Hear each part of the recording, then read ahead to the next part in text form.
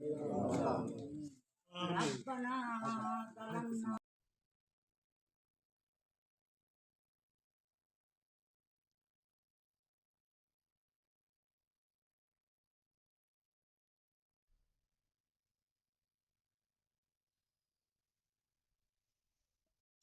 মাধ্যমে তিনি এই যে গাথু গানের যে একটা নিম্নবিত্ত পরিবারের যে একটা দুঃখ, কষ্ট, যাতনা, মানে দুমুঠো খাবারের জন্য যে কতটুকু কষ্ট করতে হয়, যেটা আমাদের পার্টি অঞ্চলের লোকেরা বলে। বর্ষা মৌসুমে পানি এসে সবকিছু তলিয়ে যায়, তখন যে খাবারের যোগান দেওয়ার জন্য একটা 12 থেকে 14 বছর বয়সী একটা ছেলেকে মেয়ে সাজিয়ে নাচ গান করিয়ে অর্থ উপার্জনের মাধ্যমে হ্যাঁ, সংসার চালাতে হয়। উনি উনি বেঁচে নেই, কিন্তু উনি বেঁচে থাকলে আজ যে বাংলা সাহিত্যকে যেমনি উনি ভরপুর করেছেন, বাংলা চলচ্চিত্রটাকে উনি আরো অনেকটা এগিয়ে নিয়ে যেত বলে আমি মনে করি। অর্থ উপার্জনের মাধ্যমে সংসার চালাতে হয়। উনি উনি বেঁচে নেই, কিন্তু উনি বেঁচে থাকলে আজ যে বাংলা সাহিত্যকে যেমনি উনি ভরপুর করেছেন, বাংলা চলচ্চিত্রটাকে উনি আরো অনেকটা এগিয়ে নিয়ে যেত বলে আমি মনে করি। আমি বারবার আসি, আজ মনে করেন 7 থেকে 8 বার আসছি। জন্মদিন আসি, আজকে মৃত্যুবার্ষিকী আসলাম। আজকে এই জন্য এবং সেটা নিয়ে সুন্দরভাবে বর্ণনা করে বলার যে ক্যাপাবিলিটি ছিল, এটা আসলে মন টাচ করার মতো সবসময়। এবং অনেক বেশি স্ট্রেসফুল একটা ডে পার করার পর আপনি যখন তার বইটা নিয়ে বসবেন, সব ভুলে যাবেন। মানে কিচ্ছু মনে থাকে না যে আমি হয়তো এটা মানে আই বিন থ্রু দিস। যখন হুমায়ুন স্যারের কাছে আসা হয়েছে, ঠিক আছে, এটা একটা রিলিফের জায়গা। এই জায়গাটা মহেশপল্লীর ভিতরে it seems like it's a রিলিফিং প্লেস। মানে বেশ ঠান্ডা শীত। আমি বললাম যে একজন লেখকের যেটা চয়েস হওয়া উচিত, যেটা তার প্রিফারেন্স হওয়া উচিত, এই জায়গাটা তাকে সেটা প্রোভাইড করতে বাধ্য। গাজীপুর এলাকার ভিতরে মহেশপল্লী আছে আমি জানতাম, আগে আসেনি নতুন এখানে। তো আসার ইচ্ছা ছিল, আজকে আসলাম। বিশেষ করে জন্মবার্ষিকী কি মনে করতে অনেক শ্রদ্ধার একজন মানুষ আমার জন্য। আর খারাপ লাগে যে আমাদের মাঝে এখন নেই, এটা আসলে মেনে নেওয়া যায় না। আল্লাহ অনেকে জান্নাতবাসী করুন। এই জায়গায় এসে আমি জাস্ট ফিল করছি স্যার, তাকেই ফিল করছি। আচ্ছা, আরেকটা বিষয় যেটা তাই আমি যেটা বলবো, চলচ্চিত্র নাটক স্যারকে স্পেশালি নাটকের ক্ষেত্রে অনেক বেশি মানে লিজেন্ডারি। এবং গানও আছেন স্যার, কিন্তু অনেক গান আছে আমার পছন্দের, অনেক পছন্দ। শাওন ম্যামের গাওয়া আছে অনেক গান। আমাদের বর্তমান কালচারে যেটা চলছে, আমি একটু স্যাডলি বলবো যে আমাদের জেনারেশন যেটা চলছে, এটা পশ্চিমের দিকে একটু বেশি ঢুকে যাচ্ছে প্রথম কথা। এবং পপ কালচার, হুমায়ুন স্যার কিন্তু ভার্সেটাইল ছিলেন। সেটাকে উদ্ঘাটন করার যে ওয়েটা আমাদের, আমি স্যাডলি বলছি, পারিবারিক ক্ষেত্র থেকেও কিন্তু হুমায়ুন স্যারকে যারা পছন্দ করেন তারা নিজের মধ্যে পছন্দ করেন। এটাকে যে স্প্রেড করা, বাচ্চাদের মধ্যে ছড়িয়ে দেয়।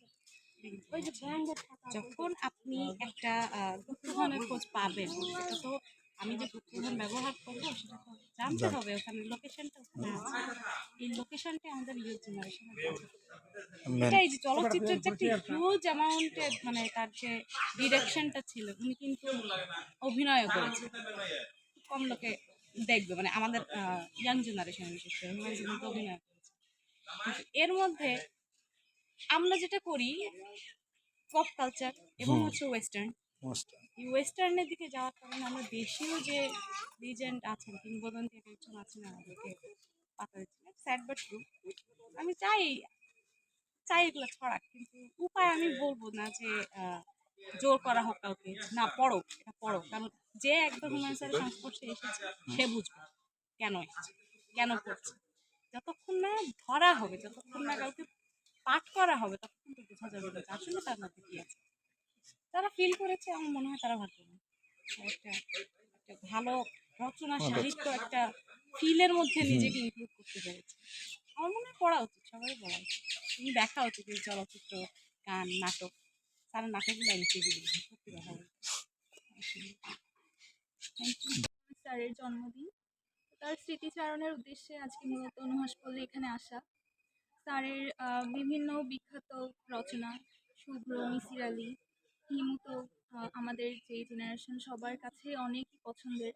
তো তার লেখাগুলো পড়া হয় সবসময়। তার লেখার যে গভীরতা, তিনি প্রকৃতির সাথে মানুষের একদম যে স্বাভাবিক জীবনযাপন সেগুলো উনি খুবই সূক্ষ্মভাবে ফুটিয়ে তুলেছেন ওনার লেখার মধ্যে। সেগুলো পড়া হয়, খুব সুন্দরভাবে অনুভব করতে পারি। তো আজকে নুহাশপল্লীতে এসেছি। স্যার কোন জায়গায় বসে এত সুন্দর, সুন্দর অসাধারণ লেখনীগুলা আ আমাদেরকে দিয়েছেন, আমাদেরকে উপহার দিয়েছেন। এখানে এসে ভালোই লাগছে। স্যারের বৃষ্টিবিলাস একটু স্কিপ করে কি এটা আপু আবার একটু প্রথম থেকে বলতে হবে। ওই যে জন্মদিন। তার স্মৃতিচারণের উদ্দেশ্যেই মূলত আজ নুহাশপল্লীতে আসা। স্যারের যেসব বিখ্যাত লেখনী, বিভিন্ন চরিত্র আমাদেরকে তিনি উপহার দিয়েছেন। এগুলা পড়া হয় ভালোই। মিছির আলী, শুভ্র, হিমু আমাদের জেনারেশনের কাছে খুবই পছন্দের একটি চরিত্র। তো তার লেখনীগুলো উনি কোন পরিবেশে বসে রচনা করেছেন এটাই মূলত ফিল করতে এখানে এসেছি। এসে ভালোই লাগছে। আম অনুভূতিটা আসলে অন্যরকম। খুব ছোটবেলা থেকেই মূলত ক্লাস 6-7 থেকেই খুব বই পড়া হয়। স্যারের পড়াগুলো মানে কি বলবো? মানে আমাদের যেই সাধারণ জীবন এবং যে প্রকৃতি সবকিছুর সাথে মিশে আছে। খুব সূক্ষ্মভাবে উনি প্রতিটা বিষয় ফুটিয়ে তুলেছেন ওনার লেখনীর মধ্যে।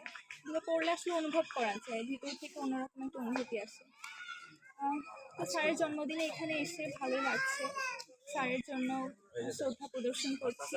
তিনি আজ আমাদের মাঝে নেই। তারপরেও তার জন্য অনেক শ্রদ্ধা এবং ভালোবাসা অবশ্যই। এই তো। ধন্যবাদ। মোবাইল ফোন দাদা ভাই মোবাইল ফোন এই মোবাইল ছবি ছবি দাদা ছবি আমি ধরে তারি কি কারণে বুইরা বসে নাইস সবাই খাইরুল বেরে দিয়ে দেব ফুটেজ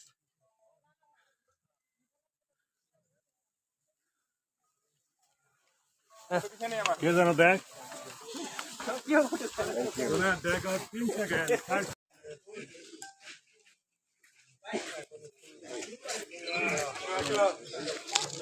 একটু ভাই একটু চলে যায় মোবাইল ফোন ভাই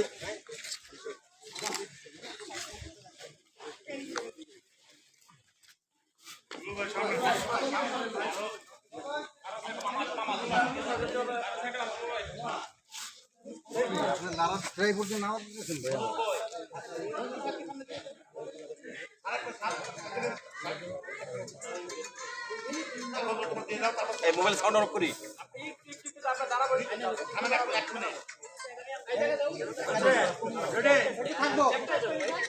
আরে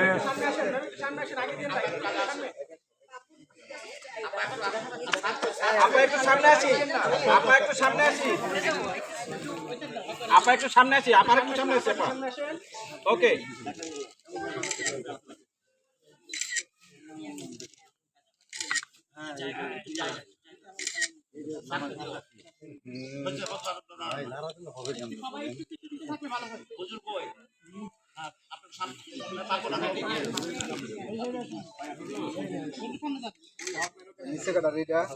রমজান গালকাটা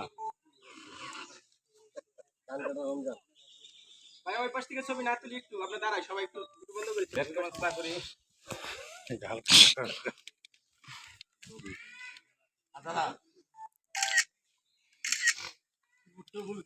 দাদা বলেন আপনারা প্রত্যেকে সুরা থাকা হয় একবার পড়েন আর কুরহু সুরা তিনবার পড়েন আর কুরআন আউযু একবার ফালাক সুরা একবার আর কুরআন আউযু একবার নাস সুরা পড়েন আর নামাজের মধ্যে যে দরুদ শরীফ পড়েন ওই দরুদ শরীফটা একবার পড়েন আর আস্তাগফিরুল্লাহ তিনবার পড়েন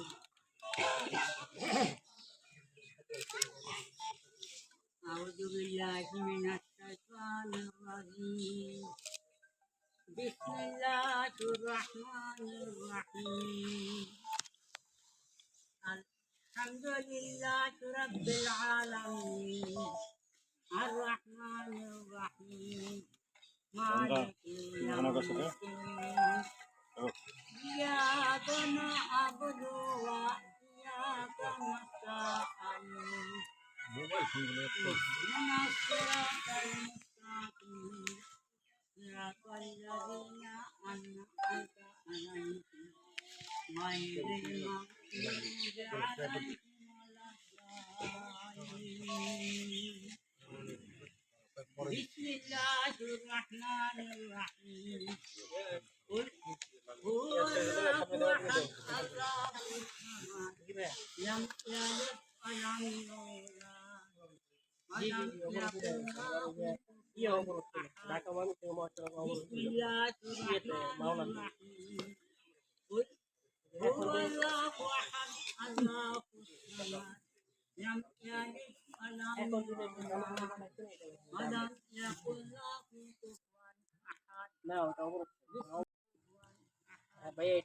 এটা ভাই এটা ওই যে আরো 1 ঘন্টার আগে আমি এখানে কিনেছি তো এর জন্য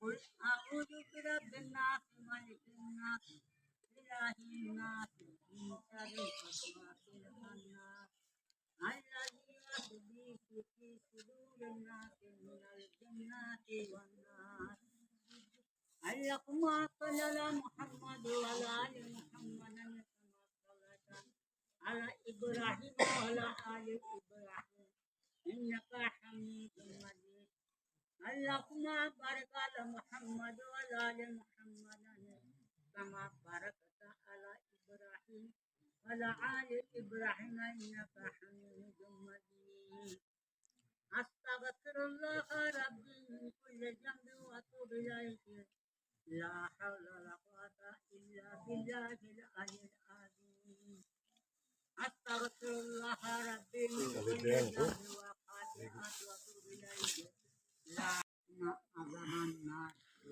وصلى الله على خير خلقه محمد وعلى آله أجمعين برحمتك يا أرحم الراحمين ربنا ظلمنا أنفسنا وإن لم تغفر لنا وترحمنا لنكونن من الخاسرين اللهم أنت السلام ومنك السلام وإليك المرجع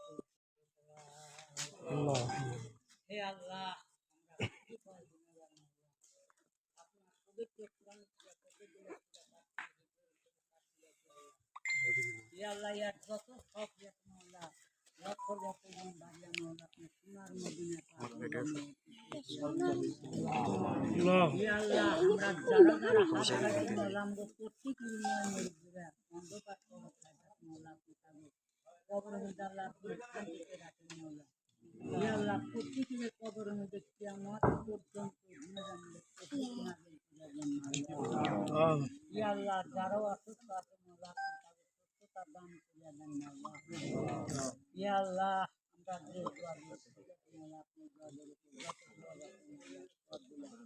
আমাদের সামনে সময় হে আল্লাহ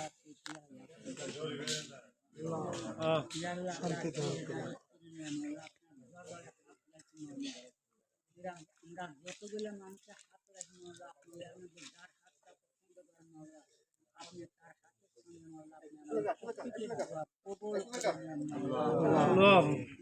প্রধান কারণ হচ্ছে আসলে কি বলবো, প্রধান কারণটা আর্থিক। আমরা নুহাশপল্লীর যে আয় পায় সে আয় দিয়ে নুহাশপল্লীরই পরিচালনা হয়, পাশাপাশি হুমায়ুন আহমেদের স্কুলের কিছুটা পরিচালনা হয়। আমরা এখনো আশা করছি যে আগামী 1 বছর আমার দুইটা বিষয় আমি সবাই জানতে চাই। নুহাশপল্লী, এই নুহাশপল্লীর মানুষের এই জন্মদিন মৃত্যুদিনে তাদের আসে, এছাড়াও আসে, কিন্তু নুহাশপল্লী নিয়ে মানুষের আপনাদের পরিবারের পরিকল্পনা আমরা বারবার শুনেছি, কিন্তু বাস্তবায়ন আমরা পাইনি। আরেকটি বিষয় হচ্ছে যে এই যে সাধারণ মানুষের কিছু প্রত্যাশা আছে যে স্যারের স্মৃতিবিদিত আরো এটা নিয়ে পরিকল্পনা করে এই জাদুঘরের বাইরে অন্য কিছু করা যায় কিনা, মানুষকে আরো বেশি আকর্ষিত করা যায় কিনা এখানে টানার জন্য। আর একটা বিষয় হচ্ছে আপনি ফেসবুকে প্রায় বিভিন্ন সময় আমরা দেখি যে আসিফ নজরুল স্যারের কিছু লেখা আপনার এখান থেকে শেয়ার হয়, সেখানে দু একটা ভিন্ন রকম লেখাও আসে। এটি কি আপনার নিজস্ব ফেসবুক আইডি কিনা, কিংবা সেগুলো কি সরকারকে এক ধরনের খুঁচা দেওয়া কিনা? একটু সম্পর্ক করতে চাই যে বলছিলেন পরিকল্পনার কথা, সেদিকে কয়েকজনের সাথে কথা বলছিলাম, তারা বলছিল যে আগের চেয়ে অনেক জায়গায় হয়তো কোথায় অযত্ন অবহেলায় আসলে এই জায়গাটা পড়ে আছে, তাদের এটা আক্ষেপের জায়গা। তো এটা নিয়েও যে পরিকল্পনা, প্রথমত নুহাশপল্লী নিয়ে কি পরিকল্পনার কথা আপনারা ভাবছেন বা শুনেছেন ছিল না। নুহাশপল্লীটা হুমায়ুন আহমেদ করেছিলেন গাছ লাগানোর জন্য। উনি বলতেন যে পৃথিবীতে বা মানে বাংলাদেশের মাটিতে হয় এমন সমস্ত গাছ এখানে যেন থাকে। উনি শুধুমাত্র গাছের প্রতি প্রেমের কারণে বা গাছের প্রতি ভালোবাসা থেকে উনি নুহাশপল্লীটা তৈরি করেছিলেন। নুহাশপল্লী সরি আমার মানে একটু জ্বর তো আমার তো নুহাশপল্লীর গাছগুলোর যেই যত্ন সেই যত্ন হচ্ছে, বরং নুহাশপল্লীতে যে গাছগুলো ছিল 2012 সালে, 12 বছর পর আছে 2024 সালে, আমি এটা বলতে পারি যে যে গাছ ছিল সেগুলো তো আছেই, এছাড়াও আরো কিছু গাছ যেগুলো আমরা বলি যে আসলে একটু দুর্লভ, আরো বেশ কিছু দুর্লভ গাছ আমরা যখন নুহাশপল্লীর আমরা যারা কর্মীরা আছি যখন যেখানে আমরা দুর্লভ গাছ পাই সেই দুর্লভ গাছ আমরা সংগ্রহ করি এবং নুহাশপল্লীতে সেটা একটা স্থাপন করি। মূলত গাছ নুহাশপল্লী, মানে নুহাশপল্লীর পরিচয় আসলে গাছের কারণে। হ্যাঁ, কিছু কিছু জায়গা একটু অযোগ্য আছে, যেমন যদি বলি যে নুহাশপল্লীর একটা শুটিং সেট ছিল, শুটিং ফ্লোর, ওই শুটিং ফ্লোরটা একদম অযত্নে পড়ে আছে। কারণ বেশ অনেক বছর ধরে হুমায়ুন আহমেদ চলে যাবার পর আমি অল্প কিছু কাজ করেছি, আমি নিজেই 2018 করার সেগুলোও ধীরে ধীরে ঠিক করা হবে। আসলে আমি একাই তো নুহাশপল্লী, মানে আমি একাই বলতে মিন করছি যে আমি নুহাশপল্লীর কর্মীদের সাথে মিলে আমরাই তো আসলে যুদ্ধ করছি। আমার বাচ্চা দুটো বড় হচ্ছে, ওদের পরীক্ষা, একজন ও লেভেল পরীক্ষা দিল, আরেকজন ক্লাস 7-এ পড়ে। তো ওই জায়গাটাতেও আমাকে একটা খুব বড় সময় দিতে হয়।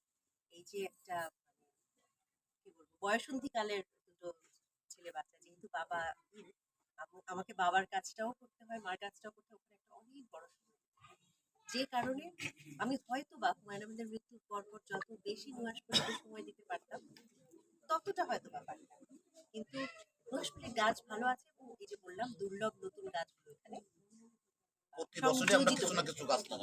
প্রতি বছর। এবং মানে যদি বলি যে সম্প্রতি আমার নিজেরও গাছের প্রতি এত ভালোবাসা হয়েছে, আমি যেখানে মানে দেশের বাইরে গাছ পেলেও সেখান থেকে আনি আমি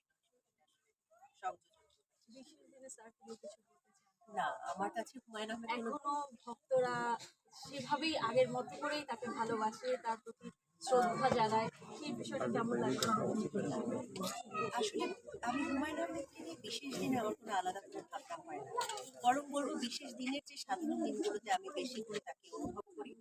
বিশেষ দিনটাতে আমার একটু একটু আসলে অসুবিধাই হয়, এই যে গরমের মধ্যে আপনাদের সাথে কথা বলছি, একটু আজকে আমি অসুস্থ জ্বরে ভুগছিলাম, এর মধ্যেও কথা বলছি, এটা আসলে বিশেষ দিনের একটা কি বলবো একটা সুখের জ্বালা। কিন্তু আমি পরিবারের একজন হিসেবে বা ওনার সঙ্গিনী, কর্মসঙ্গিনী, পারিবারিক সঙ্গিনী হিসেবে আমি ওনাকে প্রতিদিন একইভাবে অনুভব করি। এবং ওনার দুই ছেলের মধ্যে আমি যখন ওনার এখন তো ওরা বড় হয়েছে অনেকখানি ছায়া যখন দেখি বেশ কিছু ক্ষেত্রে, তখন আমি এই বিষয়টা খুব আমাদের প্রশ্ন ছিল, আমাদের একটু প্রশ্ন ছিল। প্রশ্নটা সেটা আজকের জন্য আসলে খুবই অপ্রাসঙ্গিক, সেজন্য এই প্রশ্নটার উত্তর আমি এখন দেবো না। আপনি আলাদাভাবে আমাকে এই প্রশ্ন করেন, আমি পুরো থ্যাংক ইউ। জন্মদিন উপলক্ষে আয়োজিত মিলন মেলা, তো সেখান থেকে স্যার আমাদের পাশে নেই, এজন্য আমরা আন্তরিকভাবে সুখী। তো আমি স্যারের জন্য নুহাশপল্লী থেকে একটি কবিতা রচনা করি। কবিতার নাম হচ্ছে চিরকাল মনে রাখি। নুহাশপল্লীতে দেখেছিলাম স্যারের ওষুধি উদ্যান, সেখান থেকে হয়েছিল আমার স্বল্প একটু জ্ঞান। আপনি তো স্যার নিয়ে গেলেন বিশ্ব পরিচয়, আমার জীবনে আসবে কি আর সাফল্যতার জন্য। চাঁদ দেখিলে আকাশে কষ্ট লাগে বেশি, চন্দ্রপরীরাও হুমায়ুন নামের হয়ে আছে দাসী। হলো না আর ছাড়ের লেখা কৃষ্ণকলি বই, এ বিরহ আমার প্রাণীতে কেমন করে শুরু। আদৌ যেন স্যার তাকিয়ে আছে চশমা কিরোই থাকে, হুমায়ুন ভক্তরা স্যারকে যেন চিরকাল মনে রাখে। ধন্যবাদ। এরকমটা আমার দিকে কখনো মনে হয়নি। আমরা ছোটোবেলা থেকেই ওনার বই পড়ে আমি বিশেষ করে বেড়ে উঠছি। ওনার প্রত্যেকটা চরিত্র পড়া হয়েছে, ওনার অনেক বই, নাটক, সিনেমা সব কিছু দেখা হয়েছে। কিন্তু অপূর্ণতাটা তখনই আসে যখন ওনার নতুন কোনো বই পাচ্ছি না। আসলে আমরা যারা পাঠক একই বই বারবার পড়তে হয় ওনাকে, মানে সম্মান জানানোর জন্য বা ভালোবাসার জন্য আমরা প্রতি বছর এখানে আসি। আর হুমায়ুন আহমেদ স্যার নেই এরকমটা আসলে তার পাঠকরা কখনো মনে করে না, কারণ বইয়ের মাধ্যমে সবসময় ওনার সাথেই থাকে, ওনাকে ধারণ করে। ধন্যবাদ। এটা তো বলতে পারি।